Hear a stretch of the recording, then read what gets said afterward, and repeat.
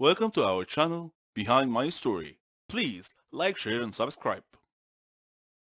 Hi, I'm Kyle and I'm 24 years old. I've been a weightlifter for over 10 years. This sport runs in my blood. I used to follow the international players and imagine myself in their place. I had a fervent dream of becoming the world weightlifting champion. I've been working towards this goal ever since I was 13 years old. I've trained 5 hours a day for years with the ultimate goal of competing in the Olympic Games. I craved the fame and recognition that would grant me. One of my first early successes was winning a junior championship while representing my city. They called me the Tank due to my impressive strength. All the people around me foresaw a bright future for me. Title after title, contest after contest, my victories inevitably led me to the national championship. The winner of that championship would represent our country in the Olympics. I underwent intensive training to the exclusion of all else. I was so focused. My manager was confident that I could easily win the world championship, and I didn't want to disappoint him.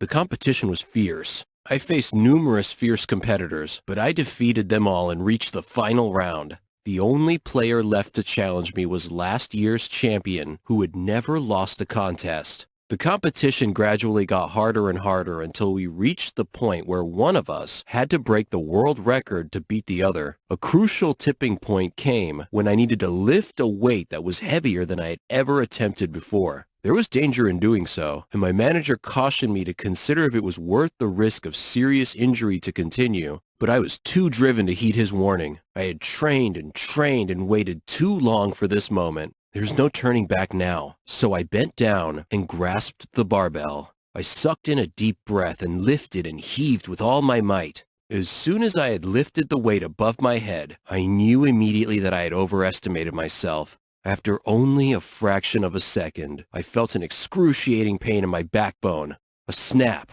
I collapsed under the weight of the barbell and fell flat to the floor with the barbell across my chest pinning me down. The pain in my back was unbearable. I felt as if I were dying.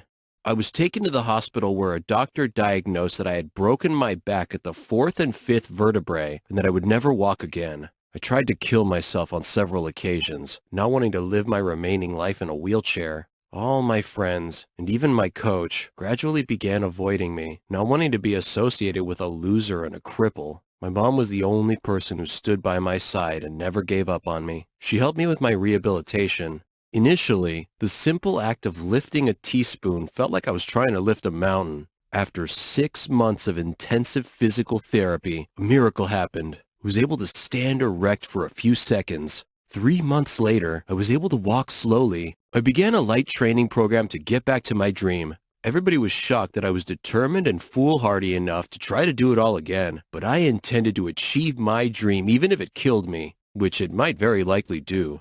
2 years later, the scene cuts to Kyle walking out onto the Olympics weightlifting stage to the cheering of thousands of people.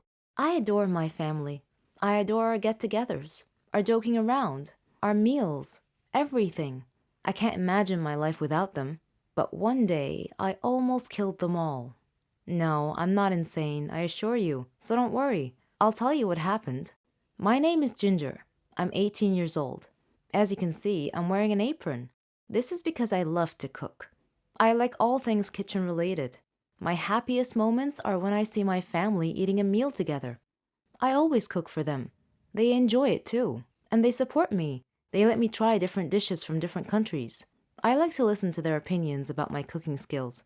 I'm also addicted to cooking programs.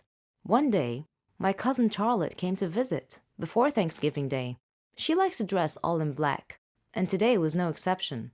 For some reason, she had called me earlier and asked me if I had ever heard of Thanksgiving's Day curse. I said no, of course. So she told me that the curse applied to large families who ate a big meal together on Thanksgiving. The curse was the result of an evil spirit named Vicky, who would possess the cook's body in some family's household and poison the whole family. She said that Vicky used to be a housewife who was a great cook and who loved her family, and yet she poisoned them all during Thanksgiving meal. She watched them die one by one, and then she killed herself as the grand finale.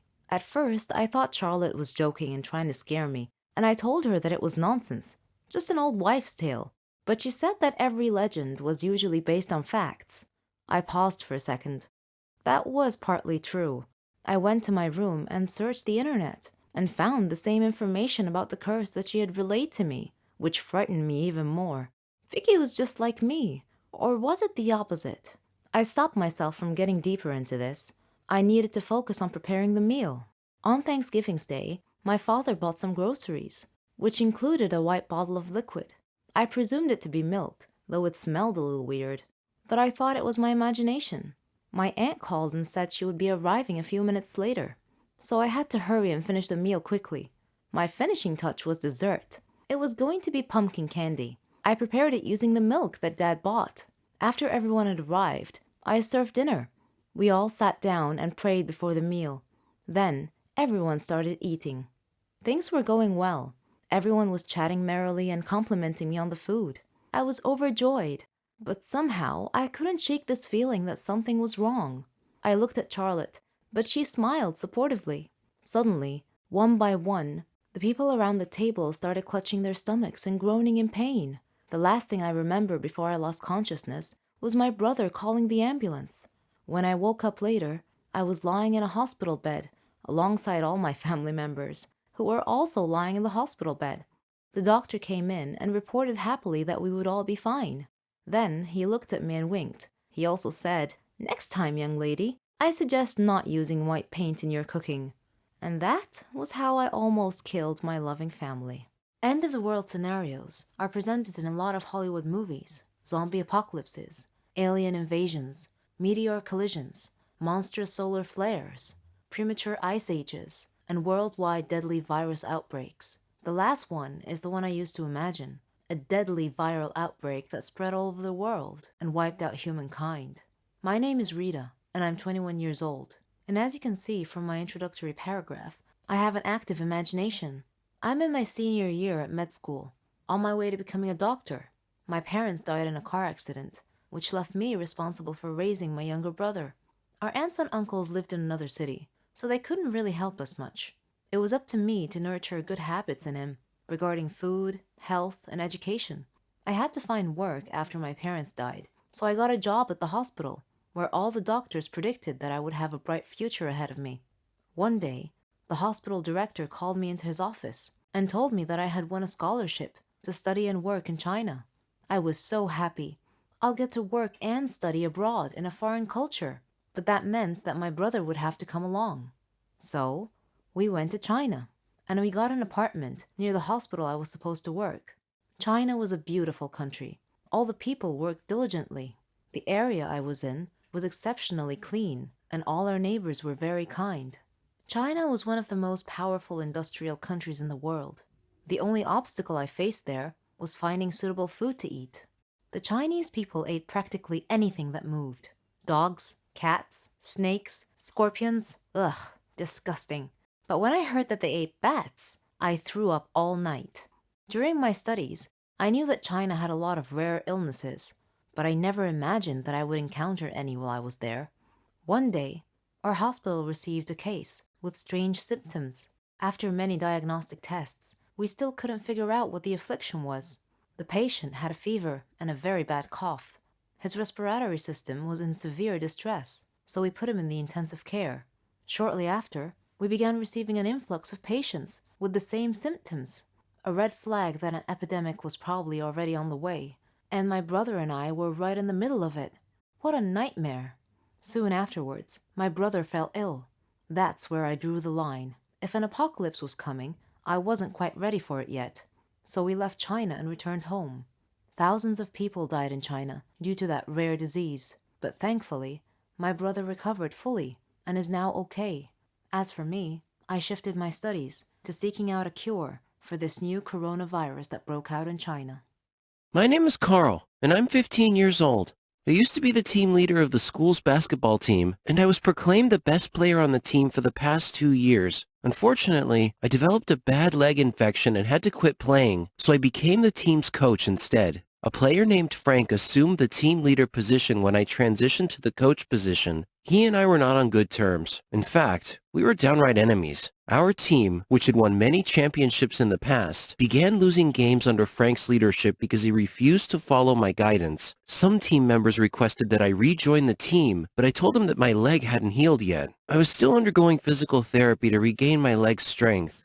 After a few months, I was well enough to start joining the team's practice sessions. The team players all hugged me and were glad to see me getting back into shape to rejoin the team. Except for Frank, that is. Frank was not pleased at all. I saw the hatred in his eyes when he realized I was going to come back and take the team leader position again. He said that I'd been off the team too long to be allowed to return to it as a team leader again. I told him that my infection was something that was beyond my control. He reminded me that there was a school tradition that one could challenge another for the team leader position by a show of bravery, which was to jump from a cliff into a lake below. So he challenged me to make that jump.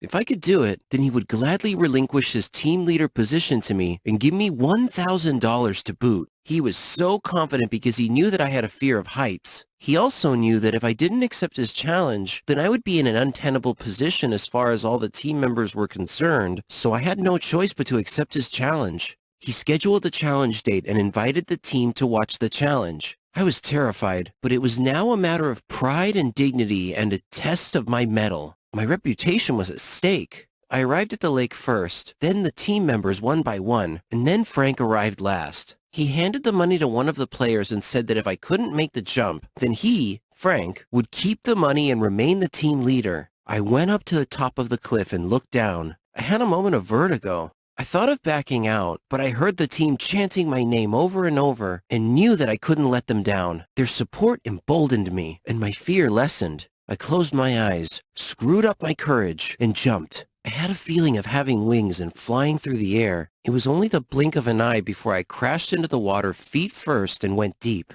Amazed that I had survived the jump, I began swimming rapidly upwards. When my head broke the surface, I enjoyed the delicious sight of incredulity on Frank's face. So I won the challenge, collected Frank's money, and was reinstituted as a team leader. The team's support gave me the courage to face my phobia and overcome my fear. Hello, my name is Andrew and I'm 17 years old.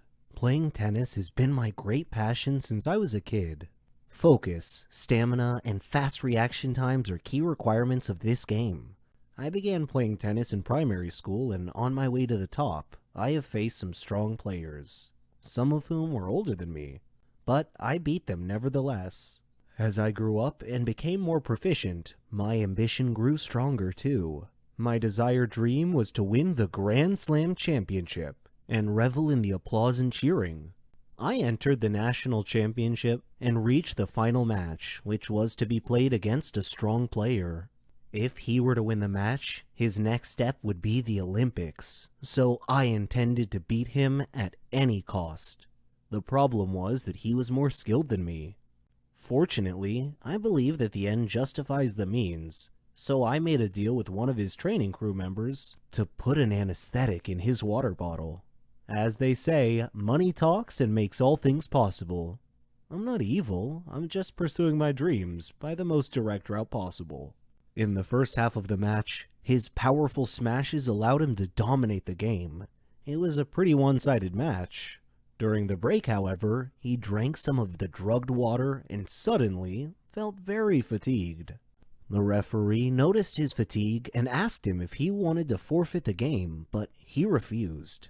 Needless to say, I dominated the second half of the match and won rather easily, to everyone's amazement. I was later nominated for the world title. I won many easy matches in the beginning, but in the semifinals, I was matched with a player who was even stronger than the one I had beaten in the national championship. Once again, I put my devious scheme in motion and bribed one of his crew members with a hefty sum of money. Once again, I was the disadvantaged player in the first half of the match. Then during the break, my opponent drank the drugged water from his bottle. As expected, I dominated the second half of the match. Just as I had taken the lead in the match, the referee stopped the game and directed 2 security guards to arrest me. Some security cameras had recorded the bribed individual drugging my rival's water bottle. The authorities had confronted my partner in crime, and he had confessed and turned me in. Consequently, I was disqualified from the match. As they say in sports, you win some, you lose some.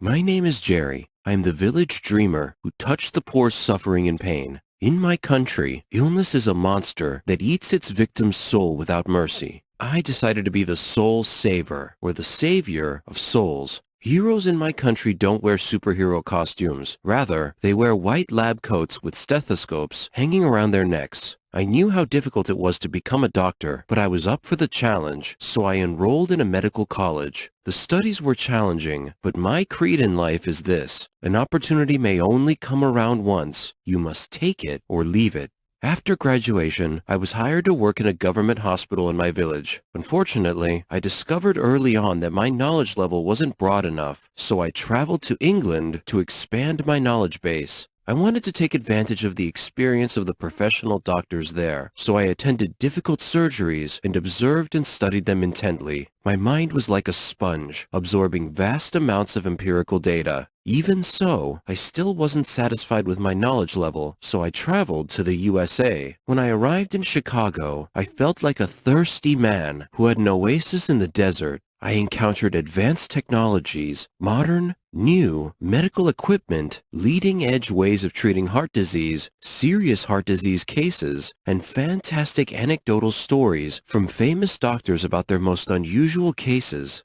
I dreamed of being a great doctor like them, and my opportunity came when a baby girl was diagnosed with a serious heart illness. She was not expected to live long, so I volunteered to perform some risky surgery on her. All the doctors around me thought I was crazy, but I knew that I could do it. After 5 hours of arduous concentration, focus, stress, and sweating under the operating room lamps, the surgery concluded successfully. I had proven myself to be a great doctor after all. Afterwards and subsequent surgeries, I became known as the guardian angel who saved souls. I gathered a huge following due to my successes. I was surprised when my surgery techniques later became required studies in my country. I became a role model for many aspiring medical students. I returned home to thank my country by building a heart hospital that treated people for free. Many people donated to my cause. My hospital saved many souls, but this is a never-ending mission. My country bestowed upon me the honorable title of the Prince of Hearts. Will you donate to my cause?